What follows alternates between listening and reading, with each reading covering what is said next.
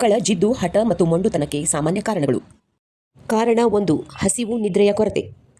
ಮಗುವಿನ ಜಿದ್ದು, ಮೊಂಡುತನ, ಹಠಕ್ಕೆ ಹಸಿವು ಮತ್ತು ನಿದ್ರೆಯ ಕೊರತೆ ಇವು ಸಾಮಾನ್ಯ ಪ್ರಚೋದನೆಗಳಾಗಿವೆ.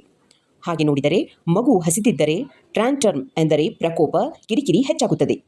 ನಿದ್ರೆ ಕಡಿಮೆ ಇದ್ದರೆ ಅತಿ ಉತ್ಸಾಹ, ಹೈಪರ್, ಕೋಪಿಷ್ಟ, ಕ್ರ್ಯಾಂಕಿ ಇವು ಎಲ್ಲ ಮಕ್ಕಳಲ್ಲಿ ಸಹಜ. ಹಂಗ್ರಿ ಕಿಡ್ಸ್ ಅಂದರೆ ಹಂಗ್ರಿ ಪ್ಲಸ್ ಆಂಗ್ರಿ.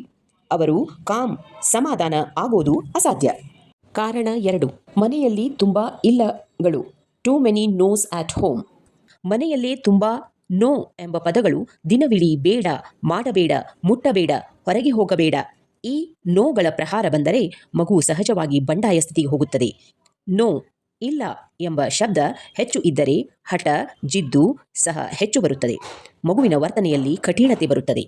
ಕಾರಣ 3. ಅಸ್ಥಿರ ನಿಯಮಗಳು. Inconsistent rules.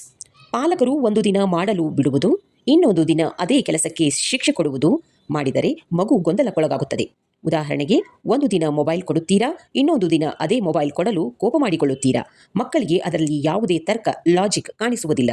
ಅವರು ಗೊಂದಲಕ್ಕೊಳಗಾಗುತ್ತಾರೆ. ಇದರ ಪ್ರತಿಫಲ ಹಠ, ಜಿದ್ದು, ಮೊಂಡುತನ. ಆದ್ದರಿಂದ ನಿಯಮಗಳ ಸ್ಥಿರತೆ ಬರೋಬ್ಬರಿ ಮಕ್ಕಳ ಭಾವನಾತ್ಮಕ ಸ್ಥಿರತೆ. Rules consistency is equal to child's emotional stability. ಕಾರಣ 4. ಭಾವನಾತ್ಮಕ ಒತ್ತಡ, ಎಮೋಷನಲ್ ಸ್ಟ್ರೆಸ್. ಮಕ್ಕಳು ಭಾವನಾತ್ಮಕವಾಗಿ ತುಂಬಾ ಸಂವೇದನಾಶೀಲರಾಗಿರುತ್ತಾರೆ. ಒತ್ತಡಕ್ಕೆ ಕಾರಣಗಳು: ಅಣ್ಣ, ಅಕ್ಕ, ತಮ್ಮ, ತಂಗಿ ಹೀಗೆ ಒಡ ಹುಟ್ಟಿದವರೊಂದಿಗೆ ಸ್ಪರ್ಧೆ.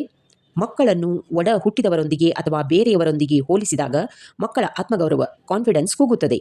ಶಾಲೆಯ ಒತ್ತಡ, ಮನೆಯಲ್ಲಿ ಜಗಳ ಮಾಡುವ ತಂದೆ ತಾಯಿ, ಹೊಸ ಜನ, ಹೊಸ ಜಾಗ, ದಿನಚರಿಯ ಬದಲಾವಣೆ ಇವೆಲ್ಲವುಗಳ ಪರಿಣಾಮ ಮಗು ಹಠದಿಂದ ವರ್ತಿಸುತ್ತದೆ ಮತ್ತು ಜಿದ್ದು, ಮೊಂಡುತನ ಹೆಚ್ಚಾಗುತ್ತದೆ.